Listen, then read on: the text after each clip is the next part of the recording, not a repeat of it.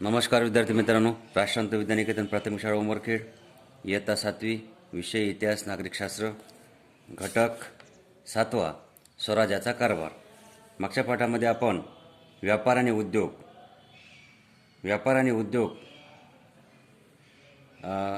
जर समजा चांगल्या प्रकारे असेल, नवीन नवीन वस्तू, गरजेच्या वस्तू जर आपल्या राज्यात येत असेल, वस्तूची मुबलकता वाढत असेल तर व्यापार वाढतो. आपण हे मागच्या पाठामध्ये पाहिलं आहे. ते आणि संपत्तीमध्ये भर पडते. सावकार म्हणजे राज्याची व राजश्री शोभा, हे महाराजांनी आपल्या आज्ञापत्रामध्येच वर्णन केलं होतं. म्हणजे त्यांचा व्यापाऱ्याकडे पाहण्याचा दृष्टिकोन आपल्याला त्यावरून समजून येते. आणि स्वराज्यातील उद्योगांना संरक्षण देण्याचे धोरणसुद्धा महाराजांनी अवलंबले होते. त्याचा एक उदाहरण दिलं होतं मिठाचं, की जे कोकणातून आपल्याला मीठ जे पोर्तुगीजांच्या ताब्यातील जे प्रदेश होतात त्यामधून ते मीठ जे आहे आपल्या स्वराज्यामध्ये आयात केल्या जात होती.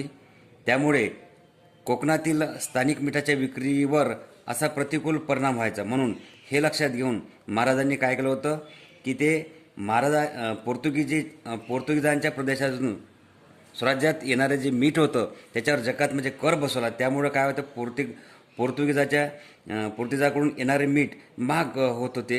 म्हणजे महाग असल्यामुळे त्याच्या आयातीमध्ये मग घट व्हावी आणि आपल्या स्थानिक मिठाची विक्री म्हणजे स्थानिक मीठ जास्त प्रकारे विकल्या जावं, हा त्या पाठीमागचा हेतू होता. आपण मागच्या पाठामध्ये व्यापार उद्योग यामध्ये पाहिलं. तर आता या पाठामध्ये, या व्हिडिओमध्ये आपल्याला लष्करी व्यवस्था, की महाराजांनी आपल्या राज्याची म्हणजे आपल्या लष्करी व्यवस्था कशी केली. तर महाराजांनी लष्कराची 2 विभागामध्ये विभागणी केली होती. एक पायदळ आणि दुसरे घोडदळ. पायदळात हवालदार, जुमलेदार असे अधिकारी असत आणि पायदळाच्या प्रमुखास सरनौबत म्हणत. तो पायदळातील सर्वोच्च अधिकारी होता.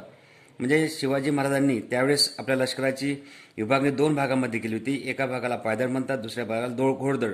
म्हणजे पायी चालणारे सैन्य आणि घोड्यावरून युद्ध करणारे सैन्य, असे 2 भाग पाडले होते, पायदळ आणि घोडदळ. पायदळात हवालदार आणि जुमलेदार असे अधिकारी होते आणि पायदळाच्या प्रमुखास सरनौबत म्हणत. तो पायदळातील सर्वोच्च अधिकारी होता. घोडदळात 2 प्रकारचे घोडेस्वार होते, एक शिलेदार आणि दुसरा बारगीर. हे जे घोडदळ होते, या घोडदळात 2 प्रकारचे घोडेस्वार होते. त्या एकाला म्हणतात शिलेदार आणि दुसरा होता बारगीर. शिलेदाराकडे स्वतःचा घोडा, त्याला शिलेदार म्हणतात आणि स्वतःची हत्यारे असत. तर बारगीराला सरकारकडून घोडा व हत्यारे देतात. म्हणजे शिलेदाराजवळ स्वतःचा घोडा आणि स्वतःची हत्यारे होती, तर बारगीर जे होते त्या बारगीराला सरकारकडून घोडा आणि हत्यारे दिली जात. अशा प्रकारे या 2 शिलेदार आणि बारगीरमध्ये फरक होता. घोडदळात बारगीरांची संख्या अधिक होती. घोडदळातील अधिकाऱ्यांच्या श्रेणी पायदळासारख्याच असत. सरनौबत हा घोडदळातील सर्वोच्च अधिकारी होता.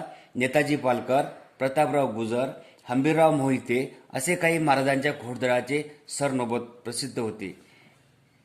आता त्याच्यामध्ये जाणून घ्या, भारताच्या लष्करी दलाची माहिती मिळवा. 3 सेनादलाचे नावे सांगा. प्रत्येक सेनादलाच्या प्रमुखाला काय म्हणतात. 3 सेनादलाचे प्रमुख कोण असतात हे तुम्हाला जाणून घ्यायचे आहे आणि नंतर तुमच्या वहीत लिहायचं आहे. ठीक आहे विद्यार्थी.